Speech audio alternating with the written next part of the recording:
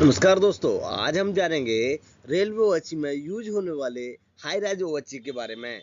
आपने इसका नाम तो सुना ही होगा। चलिए आज हम इसके बारे में जान भी लेते हैं कि हाई राइज वॉच होती क्या है, क्या क्या चेंजिंग है, कन्वेंशनल वॉच और हाई राइज वॉच में डिफरेंस क्या है, और हाई राइज वॉच के मेंटेनेंस होने के लिए क्या क्या इक्विपमेंट चेंज किए गए हैं।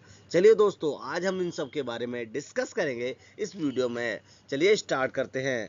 तो जैसा कि आप स्क्रीन पर देख सकते हो, रेलवे ने 10,000 किलोमीटर का हाई राइज अचीव करने का टारगेट लिया है और रेलवे इसको बहुत जल्दी ही पूरा करेगा। चलिए, जैसा कि आप देख सकते हो स्क्रीन पे आपको हाई राइज वच्ची का पिक्चर दिखाई दे रहा होगा। यहाँ पर ये आपकी हाई राइज वच्ची है। हाई राइज वच्ची में आपका क्या है, ये पोर्टल्स है। तो हाई राइज वच्ची तो नॉर्मल हाई राइज वच्ची में डबल डेकर सिंगल डेकर दोनों ट्रेन चल सकती हैं। डबल डेकर को तो डबल भी चल सकती है, सिंगल डेकर को सिंगल भी चल सकती है।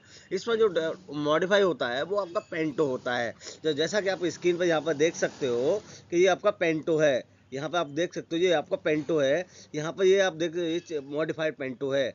तो मॉडिफाइड पेंटो के हिसाब से इसमें हाई राइज वॉच में चेंज किया जाता है। तो जैसा कि आप देख सकते हो यहाँ पर कैसे हाई राइज वॉच पहला प्रोजेक्ट है जो रेवाड़ी से स्टार्ट हुआ था। रिंगास जंक्शन बाया जंक्शन होकर गया और फुलेरा तक गया है। 213 आरकेएम है इसके और 264 टीकेएम है।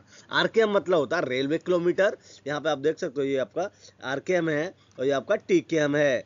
तो 213 आरकेएम है जो रेलवे किलोमीटर है, और टीके मतलब होता है जितना ट्रैक बिछा होता है। 264 टीकेएम है। तो जैसा पहला प्रोजेक्ट है इंडिया का जो कि राजस्थान में है, आपका हाई राइज अचीव किया गया है। चलिए दोस्तों, आगे डिस्कस कर लेते हैं हाई राइज वॉच में design of high rise watch. तो देखिए क्या क्या है। पहली बात, डिजाइन ऑफ फाउंडेशन कैसे किया गया है, पोर्टल्स और मास्ट के डिजाइन कैसे किया गया है, एटीडी के डिजाइन कैसे किया गया है, और स्टैगर और स्पैन का कैसे डिजाइन किया है। तो इन सब के बारे में हम आगे डिस्कस करेंगे। तो जैसा कि आप देख सकते हो स्क्रीन पर इंश्योर और पेंटोग्राफ्स का हमने किया गया है। मॉडिफिकेशन टावर वैगन्स किए गए हैं, लेडर्स किया गया है, मास्ट मॉडिफाई किए गए हैं, पोर्टल्स मॉडिफाई किए गए हैं, और इसके डीए और जो भी ओएचई के बहुत सारे आइटम्स मॉडिफाई किए हैं। क्योंकि इसका हाइट बढ़ जाता है तो हमको सारे इक्विपमेंट्स मॉडिफाई करने ही पड़ेंगे। चलिए दोस्तों, आगे डिस्कस कर लेते हैं हाई राइज ओएचई के बारे में ही।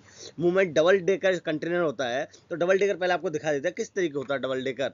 तो यहाँ पर आप देख सकते हो टोटल आपका जो वन डेकर है, टोटल जो एक डेकर होता है उसका हाइट यहाँ पर आप देख सकते हो। ये वाला हाइट है उसका वन डेकर का 4.265 रहता है। तो यहाँ पर आप देख सकते हो, यहाँ पर ये रेल के जो रेल होती है वहाँ से दिया गया है। देख सकते हैं आप यहाँ से इसका हाइट है टोटल ऊपर जो टॉप तक रहता है वो 4.265 रहता है।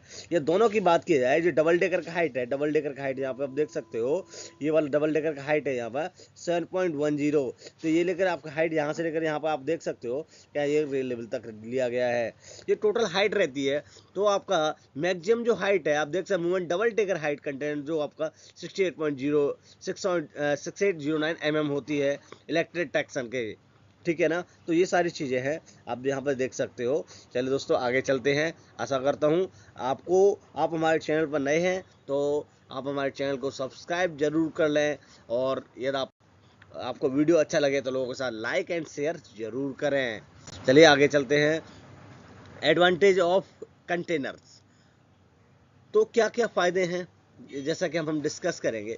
तो इंक्रीज द ट्रांसपोर्ट वैल्यूम मतलब होता है इसका कि हम जो भी ट्रांसपोर्ट जो भी हम वस्तुएं ले जा रहे हैं, जो भी सामान ले जा रहे हैं, तो उनको हम कम समय में डबल ज़्यादा ले जा सकते हैं, क्योंकि डबल डेकर रहेगा सामान भी ज़्यादा आ सकता है। दूसरा, इनकी थ्रूपुट रिड्यूस कॉस्ट मतलब रेट को कम कर सकते हैं। और तो यहाँ पे आप देख सकते हो ये आपका चल रहा है यहाँ। देखिए आपका कन्वेंशनल वॉची है। कन्वेंशनल वॉची में क्या क्या हाइट रहती है और हाई राइज वॉची में हाइट क्या रहती है। तो कन्वेंशनल वॉची कॉन्टैक्ट वायर की हाइट जो रहती है वो 5.80 रहती है, और आपके हाई राइज वॉच में 7.57 मीटर रहती है। याद रखना, ये आपको पता होना चाहिए। कॉन्टैक्ट वायर का मिड स्पैन जो होता है वो आपका 5.70 mm होता है, 5.7 मीटर होता है, और इसका 7.2 मीटर होता है। इसका फ्री सैग 100 mm है, इसका फ्री सैग इतना mm है, 50 mm। Height of the catenary wire की हाइट नॉर्मल हम लोग कन्वेंशनल वॉच में 7.20 रखते हैं, पर लेकिन आपका हाई राइज वॉच में 8.97 रखते हैं। मैक्सिमम वॉच स्पैन हम यहाँ पे कन्वेंशनल वॉची में पहले 72 मीटर था, लेकिन अब 72 कर दिया 67 कर दिया गया है। अब 67 से स्पेन ज़्यादा नहीं ले सकते। तो ये पहले था 72 मीटर पर, लेकिन आज की डेट में बात किया जाए तो 67.5 से ज़्यादा नहीं ले सकते स्पेन। आज याद रखिएगा, कभी भी कन्वेंशनल वॉच में आप 67.5 से स्पेन ज़्यादा नहीं ले सकते आपका। और हाईराइज वॉच में 54 मीटर से ज़्यादा स्पेन नहीं कर सकते। मैक्सिमम स्पीड है उसकी 160 है हाईराइज की, कन्वेंशनल की, और इसकी 140 है। चलिए दोस्तों, आशा करता हूँ आपको वीडियो अच्छा लग रहा होगा, जिससे आगे बढ़ें। आगे parameter of the high-rise watch. SS wire जो रोप एटीडी के लिए एसएस वायर रोप रहती है, उसकी 8 मीटर लेंथ रहती है उसका, और कन्वेंशनल में उसमें 10 मीटर रहती है। कायरोड की लेंथ रहती है 970 और 930 रहती है, बट हाईराइज में 1230 रहती है। लेंथ ऑफ द मास्ट की लेंथ जो रहती है आपकी 950 रहती है कन्वेंशनल में, और हाईराइज में आपकी 1140 रहती है। मैग स्पेन आपका जो स्टैगर रहता है वो 200 तक रहता है, इसमें 150 तक रहता है। ठीक है। Maximum stagger on tangent track, मतलब जिस टेंजेंट मतलब सीधे ट्रैक पे आपको 200, यहाँ पर 150 तक स्टैगर रख सकते हैं। वहाँ पर आपका कर्व में 300 तक रख सकते थे, यहाँ पर 250 रख सकते हैं। स्टैगर में थोड़ा कम किया गया है, जिससे कि पेंटो बड़ा होता है, कोई दिक्कत ना आए। तो यहाँ पर आप देख सकते हैं clearance of the over head lines, जो टावर लाइन्स होती है उनके बारे में कितना क्लियरेंस रहना चाहिए। तो आपका जो भी है आपका 8.43 मीडियम क्लियरेंस मैन है यहाँ पर। ठीक है। यहाँ पर आपका स्ट्रक्चर सच है, और ROV FOV 8.05 है। अब क्रॉस ओवर्स नियर बाई है तो आपका 8.43 है। आगे देख सकते हैं टाइप हाई रेंज, यहाँ पर tower lines, light of overhead structure सच है 8.43 रेट, हैवी ROV के फाइवर्स के 8.05 8 सेम है। चलिए आगे बढ़ते हैं। Clearance of the tower lines, power line जो बड़ी बड़ी ट्रांसमिशन लाइन आप देखी होंगी, वहाँ पर कितना क्लियरेंस है। तो 11 kV के लिए आपका कितना होना चाहिए, ये आपका कन्वेंशनल वॉची के लिए है, और ये आपका हाईराइज वॉची के लिए है। और टोटल ये आपका क्लियरेंस है, आपका टोटल क्लियरेंस है, लोवेस्ट क्लियरेंस। ठीक है।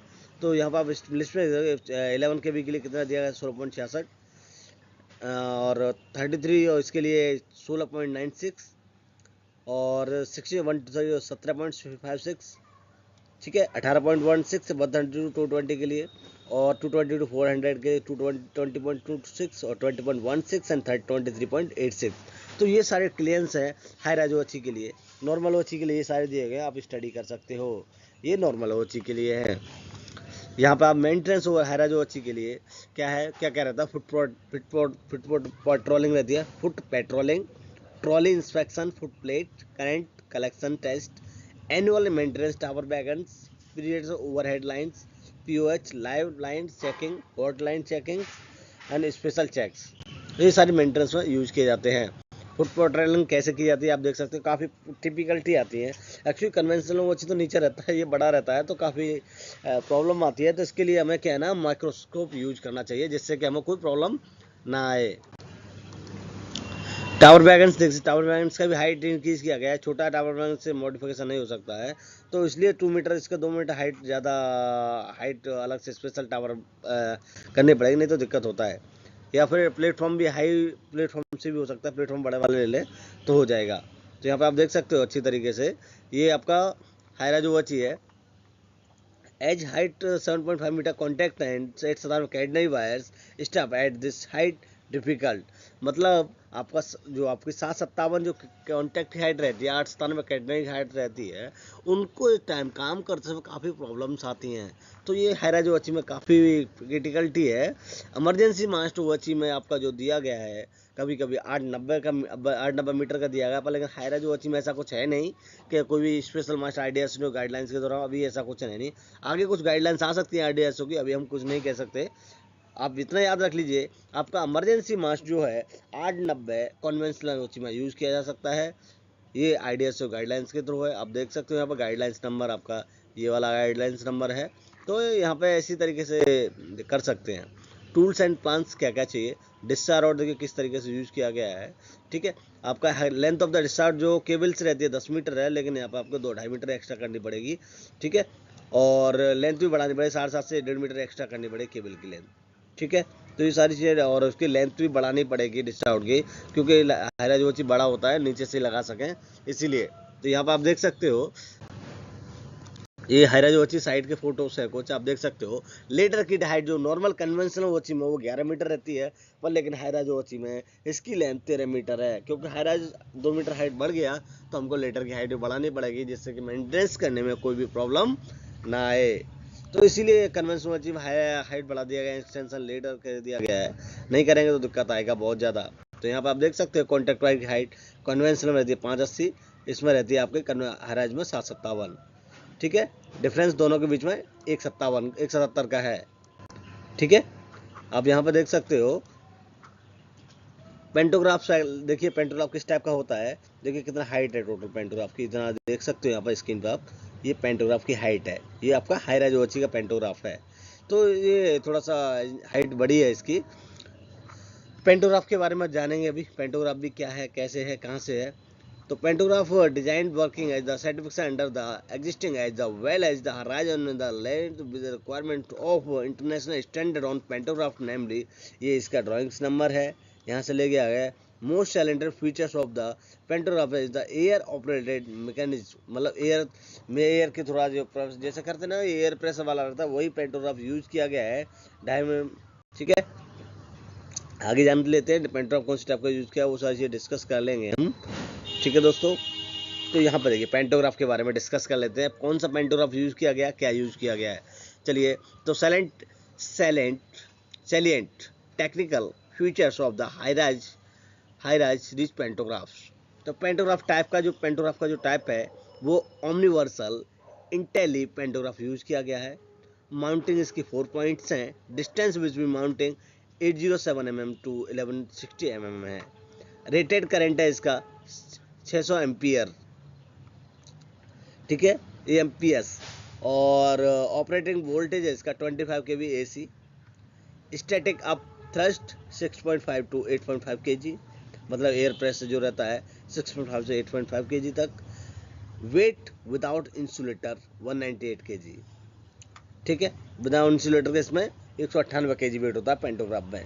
याद रखिए ये क्वेश्चंस हैं हर आजूबाजी में जो एक्चुअली एग्जाम में आते रहते हैं, तो ये आपको पता रहना चाहिए कितना वेट है, कितनी मैक्सिमम एक्सटेंशन जो 7.7 फ्रॉम रेल लेवल से 7.7 है।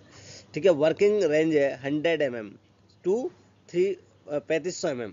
ठीक है, मैक्सिमम फोल्डेड हाइट है इसकी 326 + 5 mm। ठीक है, चलिए आगे डिस्कस कर लेते हैं। कलेक्टर स्ट्रिप्स है इसकी, मेटलाइज कार्बन का बना होता है। ठीक है, पेन विड्थ है इसकी, या पेन विड्थ 2032 + 5 mm। ठीक है, पेंटोग्राफ इतना है, आप देख सकते हो 400 + 5 mm। टोटल लेंथ जो हुई 3285 mm हुई। Minimum pressure to raise 5.6, minimum है आपका 6m2। ठीक है, cm2। Minimum pressure of to lower 3.62 cm2। Maximum pressure 10 kg to cm2। Raising time 3.5 metres 14 seconds. Lower time 3.5 metres. तो जैसा कि आपको समझ में आ गया होगा कितना टाइम लेती है, कितने टाइम में पेंट उठ जाता है, कितना प्रेशर रहता है, तो वो सारी चीज़ हमने आपको बता ही दिया है। तो कम से कम आपका पेंटो जो होता है कम से कम 3.5 सेकेंड में वो खड़ा हो जाता है, और आपका 14 सेकेंड के अंदर पूरा रेडी हो जाता है पेंटो काम करने के लिए। मैक्सिमम प्रेशर जो आपका 10 kg तक प्रेशर ले सकता है, आप देख सकते हैं यहाँ पे। और आपका जो लोअर है कम से कम 3.6 kg तक लोअर है इसका। ठीक है, मिनिमम प्रेशर रेज है, कितना तक प्रेशर रेज कर सकता है। तो ये सारी डिटेल्स हैं यहाँ पे, आप यहाँ पे देख सकते हो अच्छी तरीके से।